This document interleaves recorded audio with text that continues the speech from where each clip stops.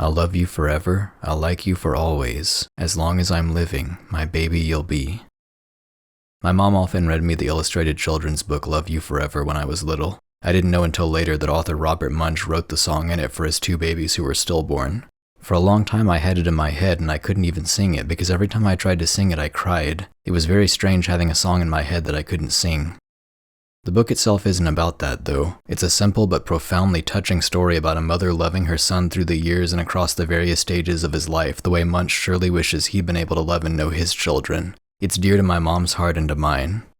I want to share a story. I live in South Korea, and in 2023 I was a private English tutor. When tutoring children, I used English children's books in my lessons. One of my students was a really sweet, bright, enthusiastic boy who was in 6th grade at the time. When I started teaching him, I decided that the first book he would read would be Love You Forever. I thought it was just slightly above his skill level, totally doable with some help from me here and there. During one of our earliest lessons, we went through the first 4 pages together before we ran out of time, and I gave him the assignment of recording himself reading those 4 pages again as best he could for homework. I said we'd review and then pick up where we left off next class. My ultimate plan was for him to become so familiar with the book that he'd be able to read it to his parents and explain to them what it was about. A day or so after that class, my wife told me that the boy's mom contacted her and said that her son had cried while trying to read the book. The thought my wife and I both immediately had was that it might have been too hard for him and that he was embarrassed, worried about disappointing me or something. But what actually happened was that he, with no knowledge of my end goal for him with this book, had jumped the gun and done exactly what I'd planned on eventually asking him to do. He read the whole book to his mom, and he understood it. He cried because he was so touched by the story. 6th grade. Old enough for kids to be sensitive to beauty. I released a video about this idea back in December of 2022 that I suggest you watch if this one that you're watching right now does anything for you. It's about the old 1982 animated short film The Snowman, but more than that, it's about which stories and art we choose to pass down to kids and why. I'll link to it in the description. I picked Love You Forever first because if things worked out such that I only got the chance to show this boy one book, I wanted it to be that one. Just like I had shown my elementary school students The Snowman that previous winter, I wanted to make sure to securely fix Love You Forever in the foundations of this boy's second language. A little while after that call from his mom, I got to hear his recording of the first 4 pages that I'd assigned him. He did a great job, and I was genuinely moved listening to it. He read slowly and carefully and actually sang the song in the story. Hearing his voice, you could feel the delicate care with which he was treating the words. I'm not making that up or embellishing. It was really something else. Really something else to hear in such a young voice. I've gotten his permission to share that recording, so here it is. Love you forever. A mother held her new baby and very slowly rocked him back and forth, back and forth, back and forth. And while she held him, she sang, I love you forever, I like you for always, as long as I'm living, my baby you'll be. That baby grew. He grew, and he grew, and he grew. He grew until he was 2 years old, and he ran around the house. He pulled all the books out of the shelves. He pulled all the food out of the fridge. And he took his mother's watch and pushed it down the toilet. Sometimes the mother would yell, This child is turning me crazy. But at night time, when the 2-year-old was quiet, she opened the door to his room, tiptoed across the floor and rocked down at his bed. If he was really asleep, she picked him up and rocked him back and forth, back and forth, back and forth, and sang, I love you forever, I like you for always, as long as I'm living, my baby you'll be. I believe that more kids can feel the weight of things the way he clearly did when reading that than a lot of people think. But as encouraging as that sounds and as genuinely precious as this little experience was, I think it's even more important to guide kids and help them along in that regard when they don't. I think I said it better in my video on the Snowman, but we owe children beauty. They deserve the chance to be properly, intentionally exposed to wholesome goodness. This has been on my mind more and more because my wife and I are now parents. If you don't count the pregnancy last year, 2025 is the first year that Mother's Day and Father's Day apply to us. You could make a case for it applying to at least her last year too, but now we're both unambiguously raising a child.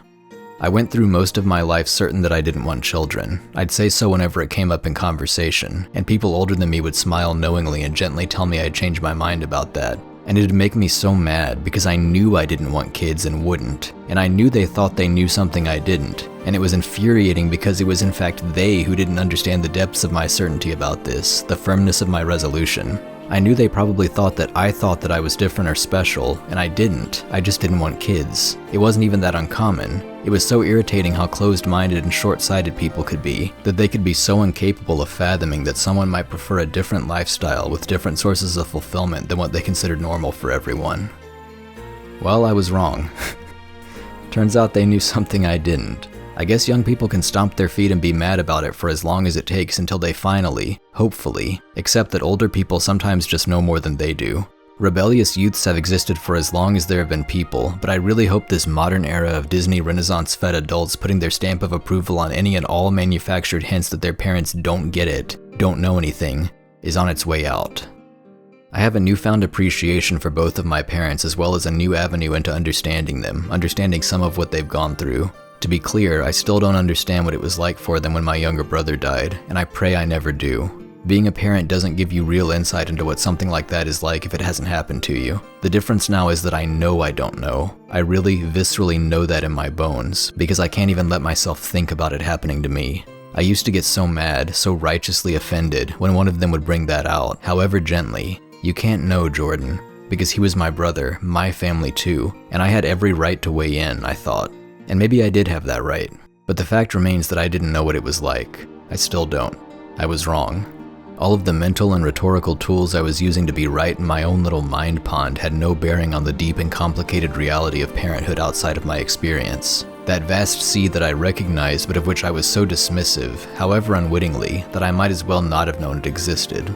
I also had no idea what love could be, how strong it could be, how much of it there could be, before having my own child. I thought I knew what love was, and I did, in a sense, but I knew so comparatively little of it that I look back now and feel like I just knew the word. Pond and sea, iceberg above and beneath surface, whatever, insert obvious metaphor here. You just do not know until you know. It disturbs me to think about how easily I might have gone on thinking I didn't want kids, or for things to have worked out such that it just didn't happen and I never met my son. I can hardly stand to imagine it now that I know him, know what I'd be without. As we age, it's common to reflect on our immature younger adult selves and feel some amount of shame and embarrassment, and I used to feel that way too, but I really don't anymore. The fact is that I've changed so completely that I know I'm just truly not that person anymore. It's not me. That person was a kid, and we were all kids once. I used to get so annoyed at parents with loud young kids in public spaces, but I don't anymore. I see what they're trying to do, and I just feel fondness for them and for their children. There's a glow around them that was always there but that I couldn't see before, and I know they're creating memories that will someday mean everything. I read my son a lot of books, but I saved our first reading of Love You Forever for when my mom was able to visit last December. It's special to us, and I wanted her to be present for it. She held my camera to record me passing this thing of ours down to him, to her grandchild, and I'd like to share that now. A mother held her new baby and very slowly rocked him back and forth, back and forth, back and forth. And while she held him, she sang. It's gotta be hard to do. Alright, that's enough of that. Happy Parents' Day here in Korea, and a happy upcoming Mother's Day and Father's Day to my mom and dad, to my stepmother and stepfather, to my wife, to all new and expecting parents, and to everyone else who's ever raised a child. And to those who think they don't ever want kids. You know what? I'll meet you halfway. I think you'll probably change your mind someday. I hope you do. I want everyone to experience this. I want my students to know this joy, and I want you to know it. I wish you the best.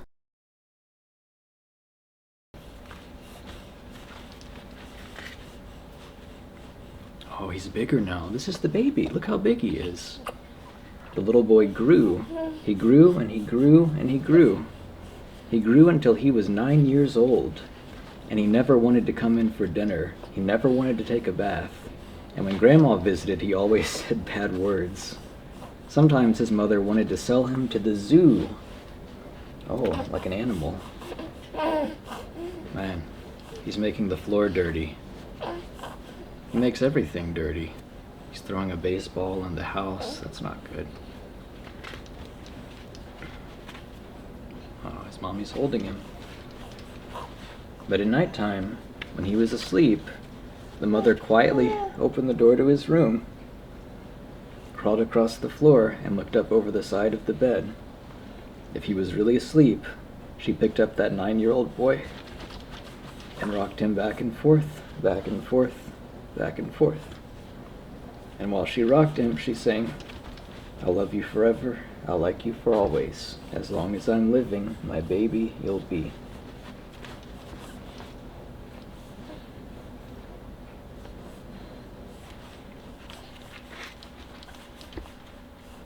This is kind of a different experience for me than it is for him. Wow, what is he doing? He's singing with the lamp. He's singing at a light bulb. Oh, and they have pizza. The boy grew. He grew and he grew and he grew. He grew until he was a teenager. He had strange friends and he wore strange clothes and he listened to strange music. Sometimes his mother felt like she was in a zoo.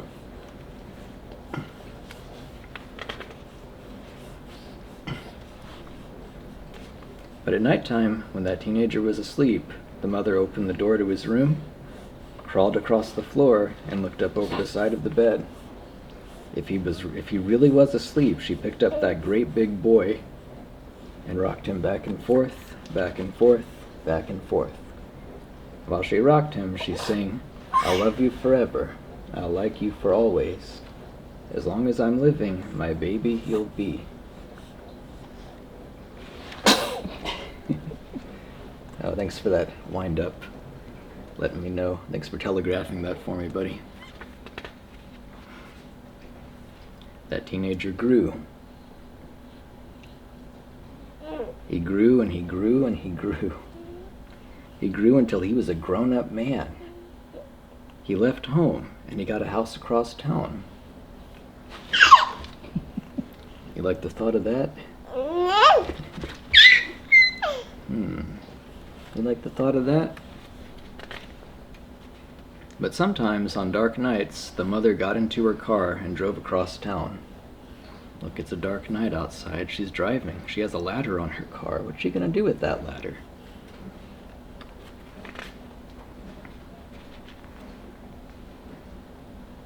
If all the lights in her son's house were out, she opened his bedroom window, crawled across the floor, and looked up over the side of his bed. Look, there's the mommy, and there's her little boy. He's a man now. If that great big man was really asleep. She picked him up and rocked him back and forth, back and forth, back and forth. And while she rocked him, she sang, "I'll love you forever. I'll like you for always. As long as I'm living, my baby, you'll be."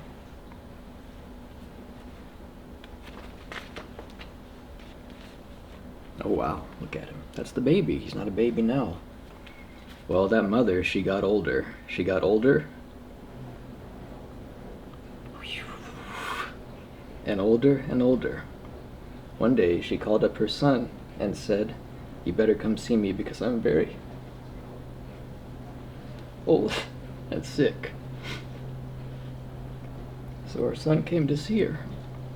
When he came in the door, she tried to sing this song. Can't do this, it's hard. When he came in the door, she tried to sing the song. She sang, "I'll love you forever, I'll like you for always."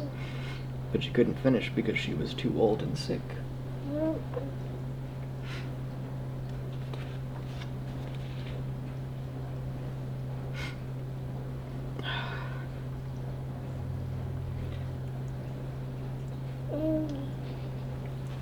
Hold on a second. Okay. Here's the baby. His mommy is old. The son went to his mother. He picked her up and rocked her back and forth, back and forth, back and forth. And he sang this song. I'll love you forever. I'll like you for always. As long as I'm living, my mommy you'll be.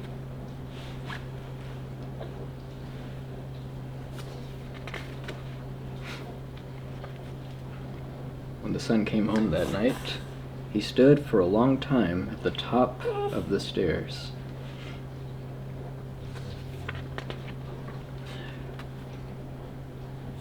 Then he went into the room where his very new baby daughter was sleeping.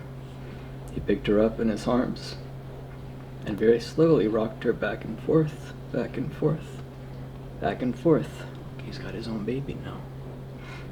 Here's the daddy and here's his baby. You're looking at the camera, you're not looking at the book, buddy. Here's the daddy and here's his baby. Just like I'm your daddy and you're my baby. He rocked her, very slowly rocked her back and forth, back and forth, back and forth.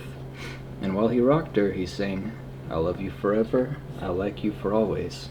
As long as I'm living, my baby you'll be.